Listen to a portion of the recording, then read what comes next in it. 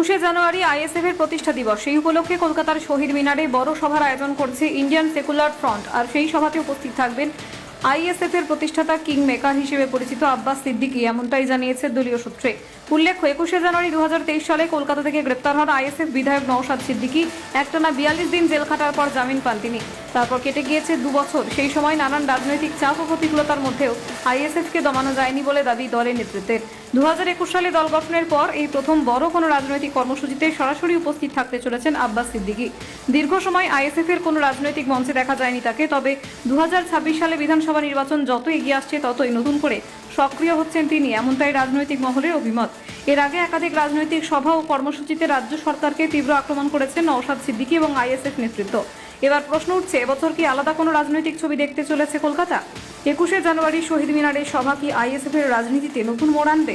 এরই মধ্যে আজ ভাঙড়ে একটি ধর্মীয় সভায় যোগ দিয়ে গুরুত্বপূর্ণ বার্তা দিলেন আব্বাস সিদ্দিকী। সেই সভা থেকেই তিনি কি বললেন, কি ইঙ্গিত দিলেন আগামী দিনের রাজনীতি নিয়ে, সবটাই শোনাবো আপনাদের এই প্রতিবেদনে। অধিকার মহাসমাবেশ ডেকেছে, সেখানে কি আপনাকে দেখা যাবে? ভাই ডেকেছে, সবাই যাবে, আমিও যাবো, কেন যাবো? হয়তো ফেলে দিয়েছিল, এমনও হতে পারে, কিন্তু আল্লাহ তাকে ফিরিয়েছে। আমি পিয়ারুলকে বলবো, তোমাকে আল্লাহ একটা জান গিফট দিয়েছে।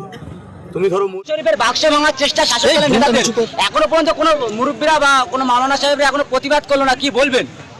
দেখুন, আলেম উলামাদের মধ্যে ভেতরে একটা দুঃখ কষ্ট আছে, কিন্তু সবার তো আর প্রতিবাদী মুখ নাই। অনেকে অনেক দুর্বল থাকে, অনেক কমজোর আছে, মজবুরি থাকে। তবে এটা দুঃখজনক, আমাদের ইমান বড় দুর্বল, প্রতিবাদ হওয়া দরকার। কিন্তু আজকে বড় দুঃখের বিষয় যে কথা আপনি বলছেন, এরা রাজনীতির নামে এরা ইসলাম কোরআনকে যেভাবে অপমান করছে তা অনেক দুঃখজনক। তার জন্য সবাইকে সংগঠিত হওয়া দরকার, ঐক্যবদ্ধ হওয়া দরকার, ভয় ভীতিকে ছেড়ে আগিয়ে আসা দরকার। হারোয়াতে একেবারে ওয়াকাফ আন্দোলন নিয়ে যাকে একেবারে পরিচিত মুখ পিয়ারুল সাহেব, তাকে একেবারে প্রাণে মারার চেষ্টা, তাকে একটা ঝিলের মধ্যে ফেলে দেয়। কিছুক্ষণ পরে তিনি কিন্তু অজ্ঞান ছাড়ার পরে তিনি মিডিয়ায় এসে বক্তব্য রাখে, কি বলবেন? এইভাবে যারা একেবারে ইসলামটাকে বাঁচানোর চেষ্টা বা ওয়াকাফ আন্দোলন নিয়ে যারা একেবারে প্রতিবাদ করছে, তাদেরকে একেবারে জানে মারার চেষ্টা, কি বলবেন? অ্যাকচুয়ালি ব্যাপার হচ্ছে এটাই তো রাজ্য সরকারের উন্নয়ন। তারা তো দেখছে আমরা উন্নয়ন কিছু করিনি, যা করেছি ভাওতাবাজি করেছি, আমাদের নেতাদের পেট ভর্তি করেছি, নেতাদের গাড়ি বাড়ি করেছি, সাধারণ পাবলিককে তো কিছু দিইনি। এবং আজকে কেন্দ্র সরকারের আইনকে আমি সাপোর্ট করলে তো মুসলিম সমাজ আরও চোখ খুলে গেছে। তাই কি করব, কিডন্যাপ কর, ভয় দেখা, হয়তো তাকে মরে গেছে বলে হয়তো ফেলে দিয়েছিল, এমনও হতে পারে, কিন্তু আল্লাহ তাকে ফিরিয়েছে। আমি পিয়ারুলকে বলবো, তোমাকে আল্লাহ একটা জান গিফট দিয়েছে। তুমি ধরো মরেই গেছিলে, জান গিফট দিয়েছে, অথবা মরণের ভয় না করে আরো লড়াই করো। আর এইটা দেখে সবাইকে শিক্ষা নেওয়া দরকার। সবাই আসো, সংগঠিত হয়। ঐক্য এমন একটা জিনিস, আর মানুষ যখন রোষ হয়, একতা হয়, আচ্ছা আচ্ছা জালিমের সাম্রাজ্য তখন খতম হয়।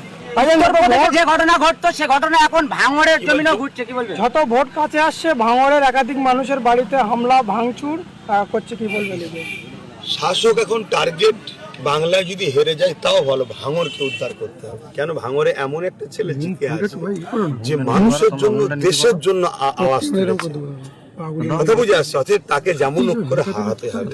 তাতে যদি আমি পুরো রাজ্যেতে হেরে যাই তাও অসুবিধা নেই, নাই 77টা বিজেপি পেয়েছিল, আজকে সেটা 70-72 যাই থাকুক, বাকিগুলো সব বিজেপি টিএমসির দিকেই গেছে।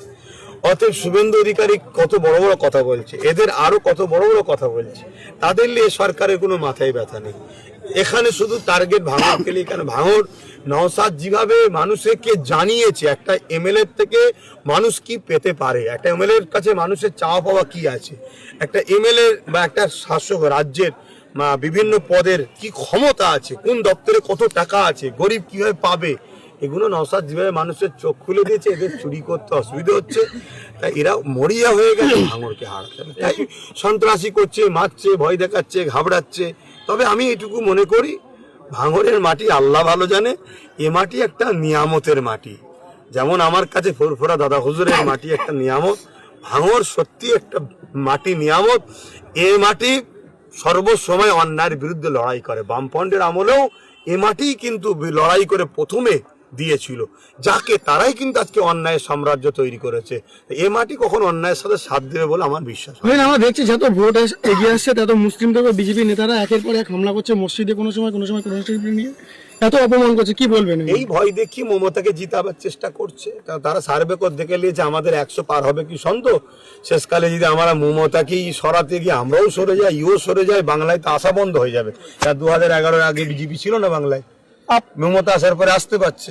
21শে জানুয়ারি আপনার ভাই অধিকার মহাসমাবেশ ডেকেছে, সেখানে কি আপনাকে দেখা যাবে? সেই ভাই ডেকেছে, সবাই যাবে, আমিও যাবো, কেন যাবো না বলেন? কি হয়েছে?